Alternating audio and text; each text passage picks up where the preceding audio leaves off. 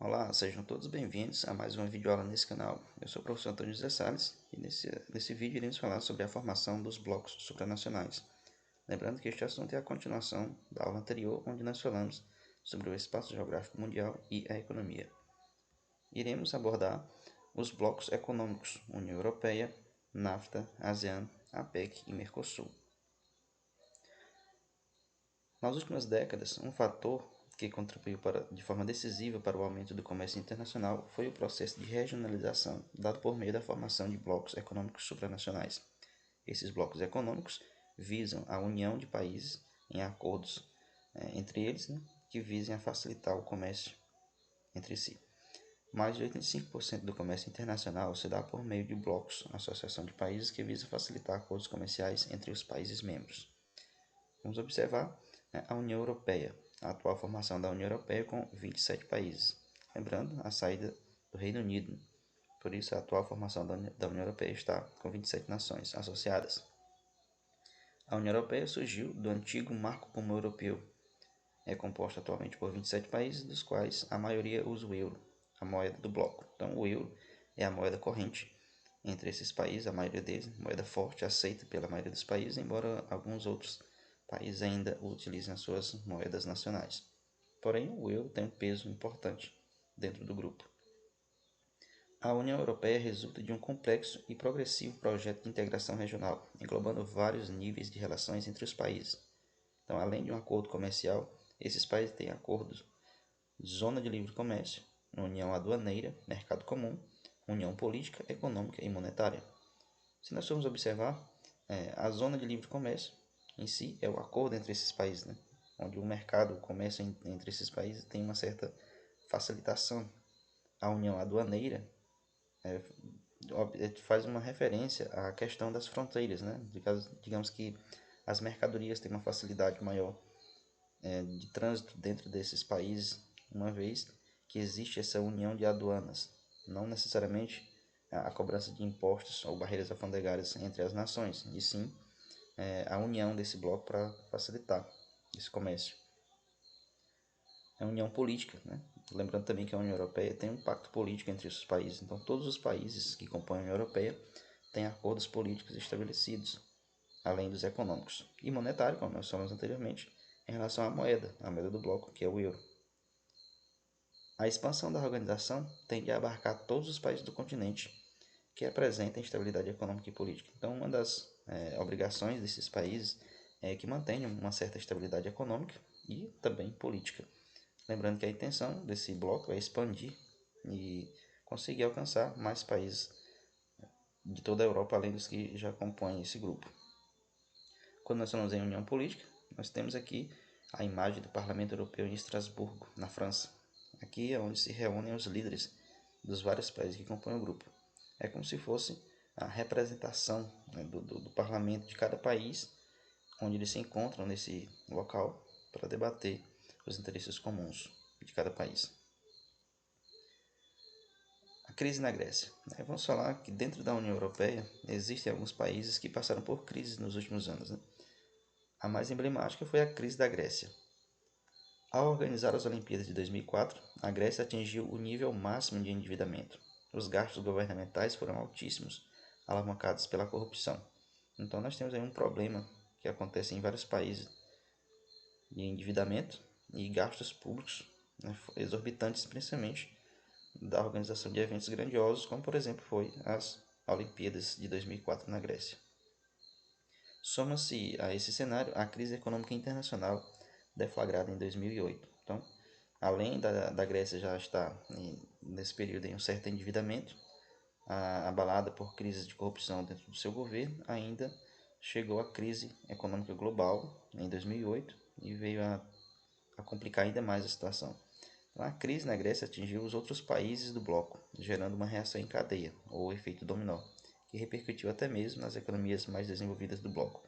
E por que isso aconteceu? Já que esses países são unidos, existe esse acordo comercial entre eles, quando um país do grupo entra em crise, logicamente que a economia dos outros países acaba sendo abalada indiretamente. E quando a crise se agrava, a economia do bloco acaba sendo agravada também. Então, nesse período, aconteceram vários protestos na Grécia Como nós podemos observar aqui, é uma pessoa queimando a moeda do euro, né, que representa essa união do grupo, a economia do grupo. Aqui nós vemos manifestantes, né, diante de barreiras policiais, manifestando também, e a bandeira da Grécia, representando esse período de conflito dentro do país e em relação à União Europeia. Vamos falar do NAFTA. O NAFTA é o North American Free Trade Agreement, que é formado aí pelo Canadá, Estados Unidos e México. North American Free Trade Agreement começou em 1988 com a criação de uma zona de livre comércio entre os Estados Unidos e o Canadá. Então, nós podemos dizer que o NAFTA é formado por 3 países, mas os fundadores, na verdade, foi um acordo bilateral entre os Estados Unidos e o Canadá. Depois veio a entrada do México, formando o trio. Em 1993, recebeu a adesão do México. Em poucos anos, a circulação de mercadorias cresceu mais de 150% e a economia mexicana despontou com um rápido crescimento. O NAFTA não parece ter trazido efeitos positivos aos 3 países membros, beneficiando apenas as grandes empresas transnacionais. Então, o que nós podemos observar é que o NAFTA em si não gerou os efeitos esperados de um grande grupo, né, de um acordo econômico entre esses países. Na verdade, apenas os grandes conglomerados empresariais, as grandes empresas internacionais, que saíram ganhando com esse acordo, porque puderam fazer, digamos que, trocas comerciais mais vantajosas. Mas em si, para a população, para o governo desses 3 países, não tiveram fatores tão positivos em todos os aspectos. Então, tivemos algumas consequências em relação ao NAFTA. Muitas empresas estadunidenses transferiram suas unidades de produção para o México, onde os salários são mais baixos, gerando desemprego nos Estados Unidos. Então, nós podemos observar que uma dessas consequências foi, digamos que, a geração de desempregos dentro dos Estados Unidos, uma vez que essas empresas que antes estavam nos Estados Unidos resolveram ir produzir no México, mudaram sua planta de produção para o México, tendo em vista que no México os salários são mais baixos, o custo é mais baixo. Produzir no México geraria lucros. Só que aí tem a questão, né, da geração de empregos que diminuiu nos Estados Unidos. O Canadá tornou-se dependente da economia do bloco e assistiu a uma degradação social, seguindo uma tendência neoliberal. Muitas empresas estatais foram vendidas para os grandes grupos estadunidenses. Então, mais uma vez, um país que não se deu bem com o NAFTA, o Canadá, acabou tendo a sua economia ficando dependente das empresas estadunidenses, né, ao passo em que o governo canadense aderiu ao neoliberalismo, fazendo com que muitas empresas estatais fossem privatizadas.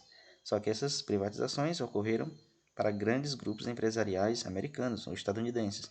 Isso fez com que a economia do país ficasse dependente desses grupos, que não eram do seu país de origem, e sim dos Estados Unidos. O NAFTA agravou a dependência do México aos Estados Unidos. Antes, o país mantinha relações comerciais com diversos países. Hoje, depende quase que exclusivamente dos Estados Unidos, que é a origem de 74% das importações e destino de 89% das exportações. Então, nós podemos dizer que o México acabou criando digamos que uma grande dependência econômica, tendo em vista que boa parte do seu comércio é feito com os Estados Unidos. Então, ele parou de ter acordos comerciais com outras nações, com outros países, e acabou ficando dependente apenas da economia do país vizinho. Recentemente, o país tem aumentado as exportações para os Estados Unidos. Porém, como as empresas são americanas, os lucros são direcionados ao país vizinho, sede das grandes multinacionais. Então, veja bem o que acontece no México. O México acaba produzindo muito, né, e exportando muito para os Estados Unidos. Porém, existe essa falsa ideia de que o México está exportando. Por quê? Porque, na verdade, essas exportações que saem do México e vão para os Estados Unidos são de grandes multinacionais com sede nos Estados Unidos. E acontece que os rendimentos, os lucros que essas empresas têm, acabam sendo direcionados para os Estados Unidos. As grandes multinacionais é que saem ganhando na história. Com a mudança de algumas empresas americanas saindo do México e indo para a China, começou a ocorrer o desemprego e violência no país. Então, o que antes acontecia do México receber uma grande oferta de empregos, né, com a vinda dessas multinacionais para o México, nos últimos anos o cenário tem se diferenciado, uma vez que essas empresas têm tomado rumo para a China e começando a gerar certo desemprego dentro do México. Aqui nós temos imagens da fronteira entre o México e os Estados Unidos, onde nós podemos evidenciar a diferença econômica entre esses 2 países. Né? Essa fronteira aqui fica na região de San Diego e Tijuana, Estados Unidos e México. Vamos falar da APEC. A APEC é a Cooperação Econômica Ásia-Pacífico e engloba países de várias regiões, né? Principalmente com a característica de serem banhadas pelo Pacífico. Por isso nós temos aí países que vão desde a Oceania, passando pelo Sudeste Asiático, América do Norte, América do Sul, América Central. Então nós temos aqui, aliás, América do Norte, né? Nós temos vários países distantes uns dos outros e que têm em comum o Oceano Pacífico. A Cooperação Econômica Ásia-Pacífico surgiu em 1993 com o projeto de criar, até 2020, a maior zona de livre comércio do mundo.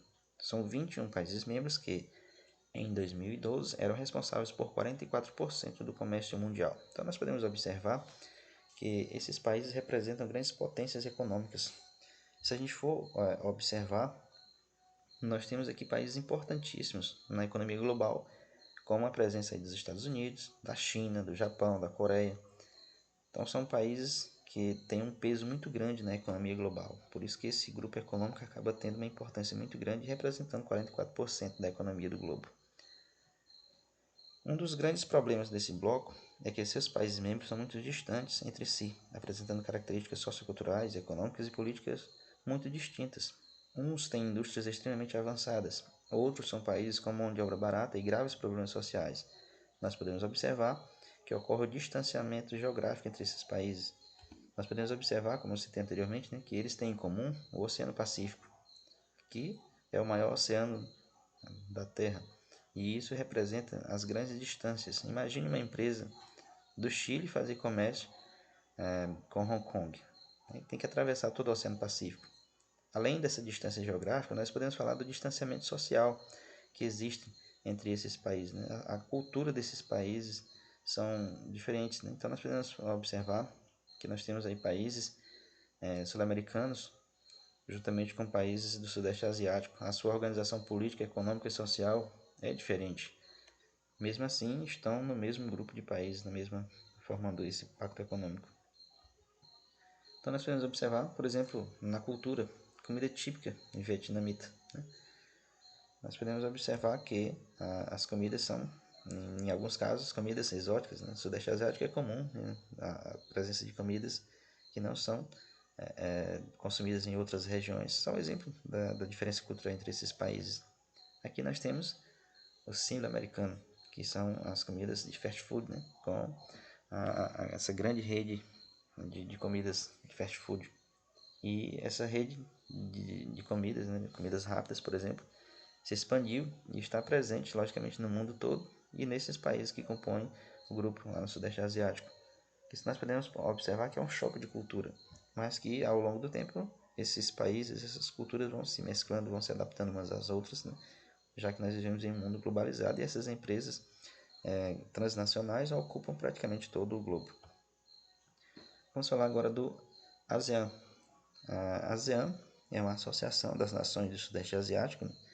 E, como o próprio nome já diz, o foco é no Sudeste Asiático. A quantidade de países é menor, são mais regionalizados, são países que, se a gente for observar, fazendo uma comparação entre a ASEAN e a APEC, né, nós podemos observar que esses países, muitos países que compõem a APEC, também estão presentes na ASEAN. Só que aí o foco é mais regional, e que o foco aqui no caso é o Sudeste Asiático. A Associação das Nações do Sudeste Asiático foi estabelecida em 1967, em Bangkok, na Tailândia.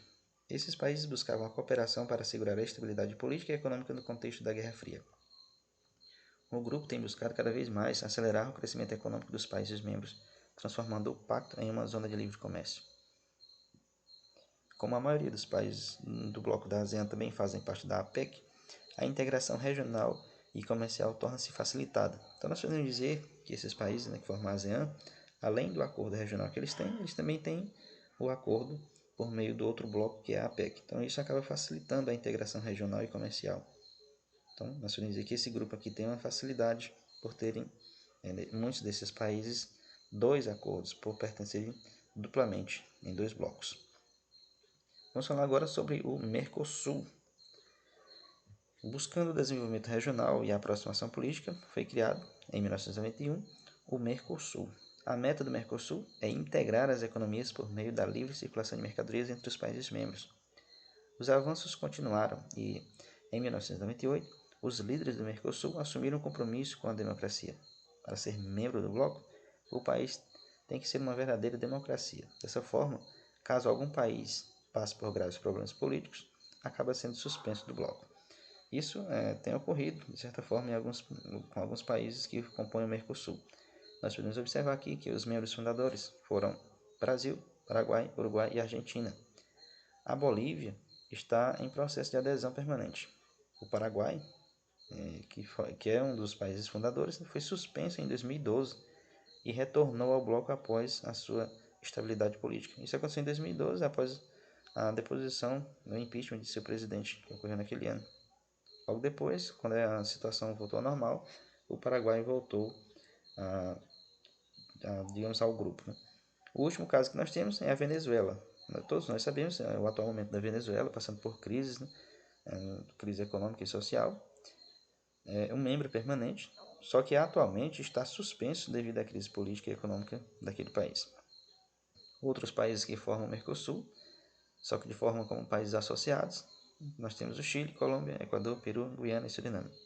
Lembrando que o foco é nós observarmos que o Mercosul é formado por Brasil, Paraguai, Uruguai, Argentina e Venezuela. Porém, membro suspenso, a Venezuela.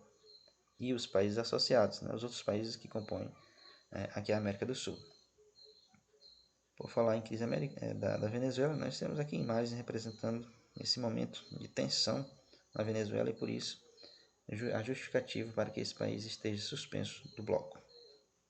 Bom, chegamos ao fim de mais uma videoaula. Se você gostou do assunto, gostou do canal, se inscreva que em breve estaremos postando novas videoaulas.